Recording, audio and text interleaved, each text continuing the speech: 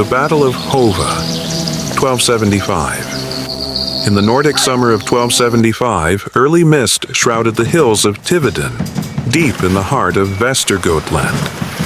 There, on the edge of ancient forests and marshlands, a clash was about to unfold. One that would decide the fate of the Swedish throne. King Valdemar Birgersson, crowned in 1250, had inherited the Kingdom of Sweden in turbulent times.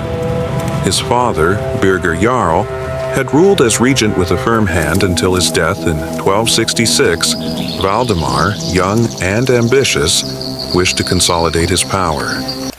Yet his throne was surrounded by two waiting brothers, Magnus Ladulås, then a duke, and Erik Birgersson. Tension spread like a dark fire. The Swedish magnates whispered that Valdemar lacked true strength, that he squandered wealth and ignored his nobles. Meanwhile, Magnus and Erik conspired, seeking allies beyond Sweden's borders.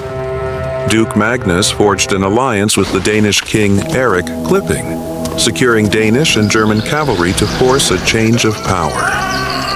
When Valdemar marched to Rome in 1274 as a penitent for a scandal, Magnus and Erik saw their chance.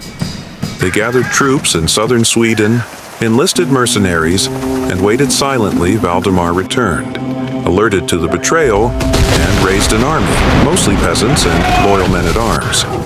But the difference lay in training, discipline, and allies.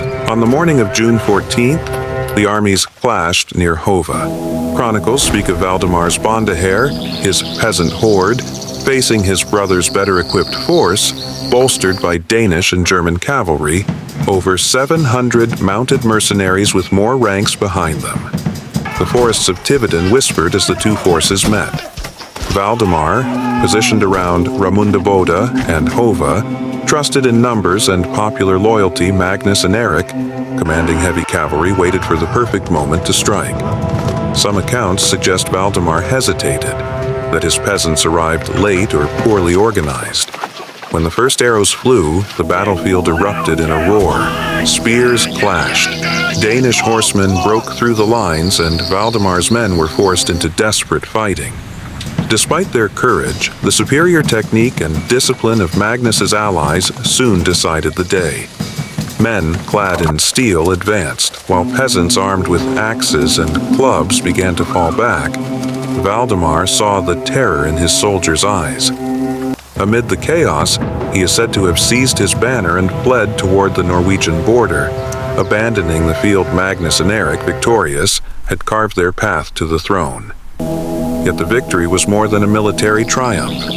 It was a betrayal celebrated, a regime change forged in deception and foreign aid.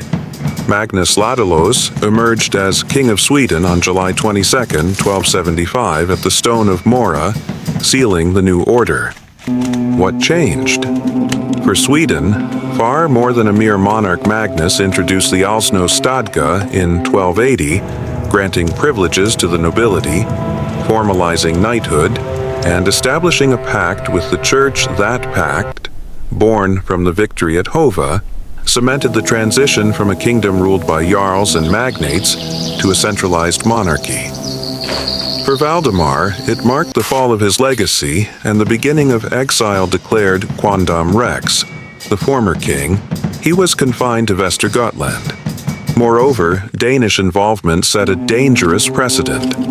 Foreign interference in Swedish affairs was no longer taboo. In the forests of Hova, the blood of nobles and peasants mingled with the June rain. Spears rose, banners fell, and the throne was reshaped. There was no splendor in victory, only the sound of hooves crushing grass, swords dripping red, and dreams of power emerging through the smoke of battle. Today, when one walks through Hova, a monument remains, a hatchet and two spears, marking the field where Sweden changed forever. Because history is not always written by the wise, it is written by those who ride at dawn, sword in hand, ready to claim what they believe is theirs. And in Hova, dawn came for Magnus, while Valdemar fell into shadow. Let this battle remind us, Power lies as much in will as in the sword, and kings, though crowned in gold, can lose everything with an arrow in the forest, or with a friend who rides from the other side.